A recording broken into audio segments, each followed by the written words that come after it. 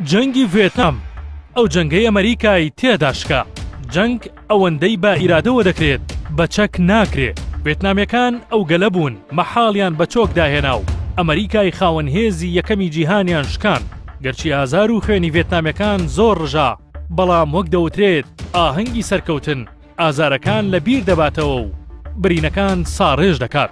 داگیرکاریەکانی فەڕەنسی و ڕەوایەتیدانی پەیماننامەکان بە داگیرکاری هەمیشە ڕێگایەک بووە بۆ درێژەکێشانی شەڕ.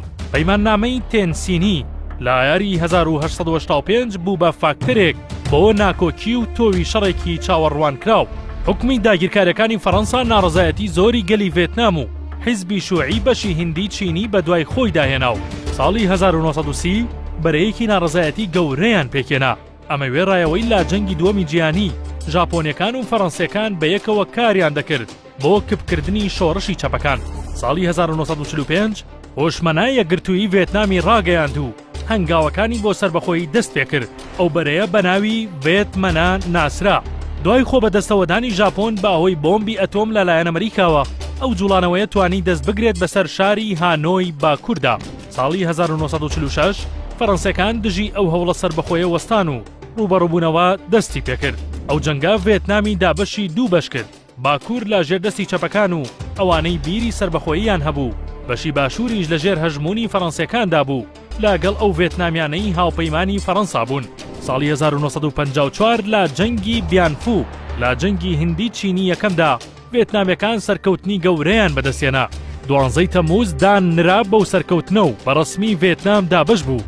ڤێتنامی باکوور و گروپە چەپەکان لەلایەن چین و رووسیاوە پاڵپشتی دەکران، هەرچی ڤێتنامی باشوور بوو لەلایەن ئەمریکاوە پاڵپشتی دەکران. دواتر با پێی شارەزایانی سەربازی ئەگەرچی چین و ئەمریکا ڕاستەوخۆ بەشداریان نەبوو لە سەرەتادا، بەڵام لە ڕووی واقعەوە ئەو دوو دەوڵەتە لە جەنگدا بوون.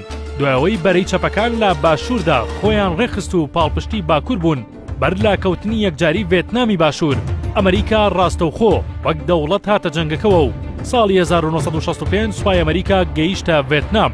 ئەمریکا لێرەوە پێچەوانەی پێشبینیەکان تووشی شۆکێکی مەزن و شکستێکی گەورە بوو کە ئەو بەرەنگاریە ئەفسانەی ڤێتنامێ چەپەکانی بینی. ساڵی 1973 ئەمریکا و ڤێتنامی باکوور گەیشتنە ڕێکەوتن و باپی ئەو ڕێکەوتنە ئەمریکا لە ڤێتنام کشایەوە دوای ئەوەی زۆرترین زیانی مادی و گیانی بەرکەوت.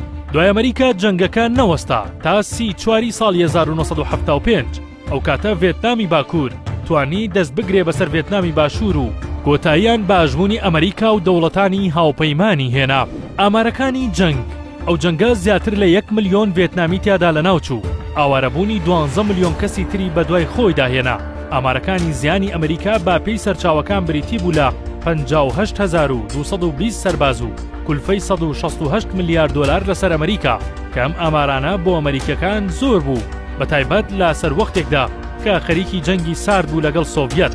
ساڵی 1976 هەردوو بەشی باکوور و باشوور یەکیان گرت و بە ناوی کۆماری ڤێتنامی سۆسیالیست وەک کیانێکی سربەخۆ بوونیان سەلماند و با ئیرادەی خۆیان ئەو مافەیان بۆ خۆیان دەستەبەر کرد.